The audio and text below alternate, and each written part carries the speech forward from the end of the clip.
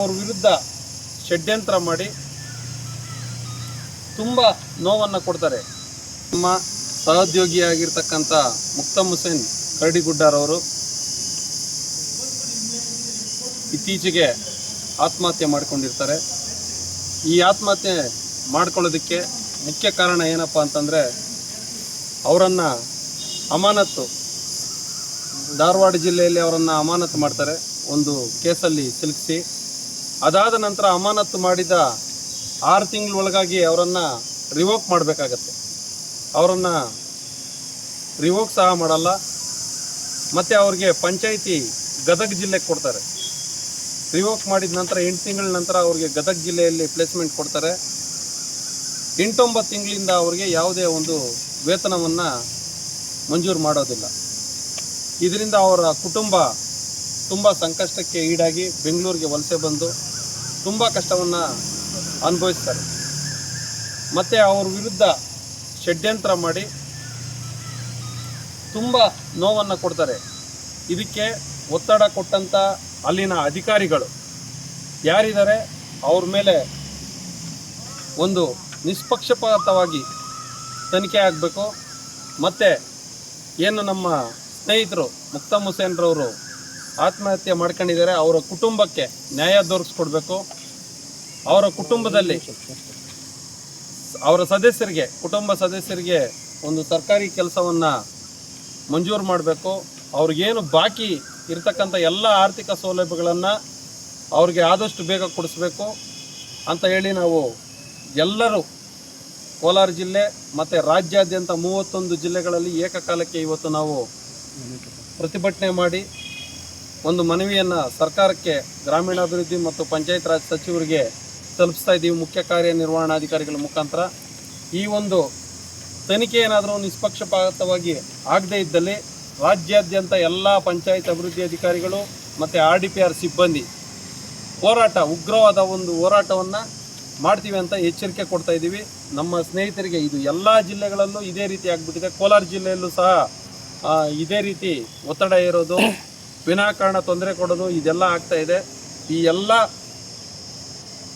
ಏನು ನಮ್ಮ ಬೇಡಿಕೆಗಳಿದಾವೆ ಇವೆಲ್ಲ ಈಡೇರಬೇಕು ಅಂತ ಹೇಳ್ತಾ ನನ್ನ ಮಾತನ್ನು ಮುಗಿಸ್ತಾ ಇದ್ದೀನಿ. ನಮಸ್ಕಾರ. ಇದೊಂದು ಏನು ಘಟನೆ ನಡೆದಿದೆ ನಮ್ಮ ಗದಗ ಜಿಲ್ಲೆಯಲ್ಲಿ, ಗ್ರಾಮ ಪಂಚಾಯತಿ ಅಭಿವೃದ್ಧಿ ಅಧಿಕಾರಿಗಳು ಏನು ಆತ್ಮಹತ್ಯೆ ಮಾಡ್ಕೊಂಡಿದ್ದಾರೆ, ಇವರು ಸಹ ಈ 2 ಪಂಚಾಯಿತಿಗಳಲ್ಲಿ ಕಾರ್ಯಭಾರನ ನಿಭಾಯಿಸ್ತಾ ಇದ್ರು.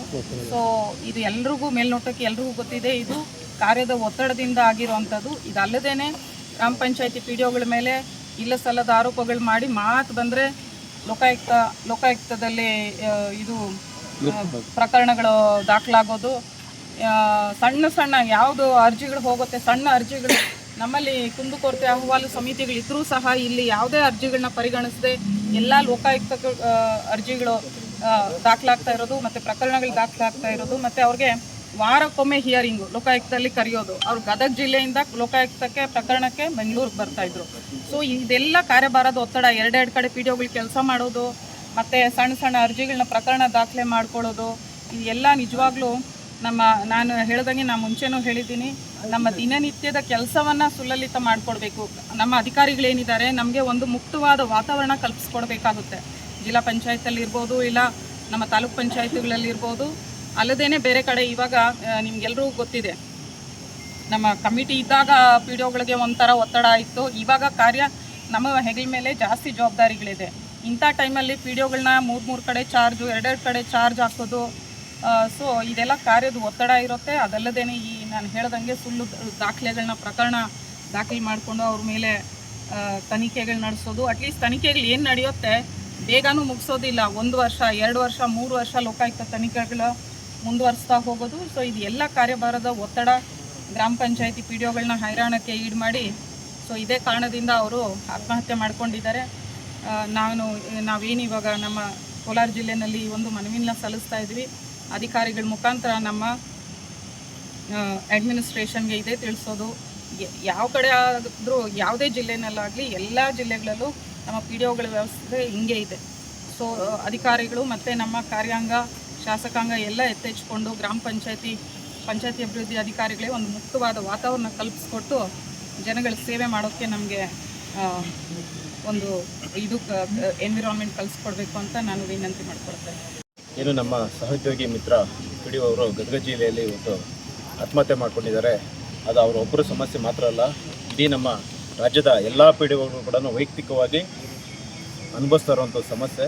ಈ ಒಂದು ಸಮಸ್ಯೆಗೆ ನಮ್ಮ ಹಿರಿಯ ಅಧಿಕಾರಿಗಳು ಸ್ಪಂದನೆ ನೀಡಬೇಕಾಗಿದೆ. ಆದರೆ ಎಲ್ಲ ಹಿರಿಯ ಅಧಿಕಾರಿಗಳು ಕೂಡ ಏನು ಇವತ್ತು ಯೋಜನೆಗಳಿಗೆ ಟಾರ್ಗೆಟ್ಗಳನ್ನು ಫಿಕ್ಸ್ ಮಾಡ್ಕೊಂಡು ಅವೈಜ್ಞಾನಿಕವಾಗಿ ನಮ್ಮ ನೌಕರರ ಪರವಾಗಿ ಯಾವುದೇ ಕೆಲಸಗಳು ಮಾಡ್ದಿರಾ ಒಂದು CR ಸೈನ್ ಮಾಡಿಸ್ಬೇಕಾದ್ರೆ, ಇಲ್ಲ ಒಂದು ಯಾವುದಾದ್ರೂ ಒಂದು ಇಂಕ್ರಿಮೆಂಟ್ ಕೊಡಬೇಕಾದ್ರೆ, ಒಂದು ಪ್ರಮೋಷನ್ ಕೊಡಬೇಕಾದ್ರೆ ಪ್ರತಿಯೊಂದಕ್ಕೂ ಒಂದು ಬೇಲಿ ಅಂತ ಹಾಕ್ಬಿಟ್ಟು ಸಾಕಷ್ಟು ಟಾರ್ಚರು.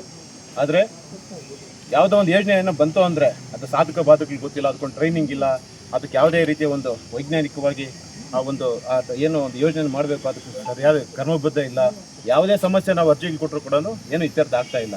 ಈ ಎಲ್ಲ ಒತ್ತಡಗಳಲ್ಲಿ ಕೆಲಸ ಮಾಡಬೇಕಾದ್ರೂ ಕೂಡ ಇವತ್ತು ನಮ್ಮನ್ನು ಏನೋ ಒಂದು ದಾರಿ ತಪ್ಪಿಸೋ ಕೆಲಸಗಳು ಏನು ಯೋಜನೆಗಳನ್ನು ನಾವು ಮಾಡೋದಕ್ಕೆ 100% ಟಾರ್ಗೆಟ್ ಕೊಡ್ತೀವಿ. ಆ ಟಾರ್ಗೆಟ್ನ ರೀಚ್ ಮಾಡೋದಕ್ಕೆ ನಮ್ಮ PDOs ಕೂಡ ಇವತ್ತು ವೈಜ್ಞಾನಿಕವಾಗಿ ಮಾಡೋಕ್ಕಾಗ್ದಿರ ಸಾಕಷ್ಟು ತಪ್ಪುಗಳು ಮಾಡಿದಾಗ ಅದನ್ನು ವಿನಾಕಾರಣ ಏನು ಸಾಕಷ್ಟು ಪ್ರಾಧಿಕಾರಗಳಿದೆ. ಉದಾಹರಣೆಗೆ ನರೇಗಾಗೆ ಸಂಬಂಧಪಟ್ಟಂಗೆ ನಾವು ಮೊದಲು ಒಂಬುಡ್ಸ್ಮನ್ಗೆ ದೂರು ಕೊಡಬೇಕು. ಆದರೆ ಯಾರೋ ಒಬ್ರು ಆಟೆಯಲ್ಲಿ ಹಾಕ್ಬಿಟ್ಟು ಮಾಹಿತಿ ತೊಗೊಂಡಿದ್ದ ತಕ್ಷಣ ನೇರವಾಗಿ ಲೋಕಾಯುಕ್ತಕ್ಕೆ ದೂರು ಕೊಡ್ತಾರೆ. ಕಾಮಗಾರಿ ಮುಗಿದು 5 ವರ್ಷ ಆಗಿದೆ, 6 ವರ್ಷ ಆಗಿದೆ, PDOಗಳು ಯಾರೋ ಕೆಲಸ ಮಾಡ್ಕೊಂಡು ಹೋಗಿರ್ತಾರೆ. ಆ ದಾಖಲೆಗಳು ಕೊಡೋದೇ ಒಂದು ನಮಗೆ ಉದ್ಯೋಗ ಆಗಿದೆ. ಸಾಕಷ್ಟು ಮೀಟಿಂಗ್ಗಳಿರ್ತವೆ, ಎಲ್ಲ ಕಡೆಯೂ ಕೆಲಸ ಮಾಡುವಾಗ ಸಖತ್ತು ಒತ್ತಡದಲ್ಲಿ ಕೆಲಸ ಮಾಡ್ತಾ ಇದ್ದೀವಿ.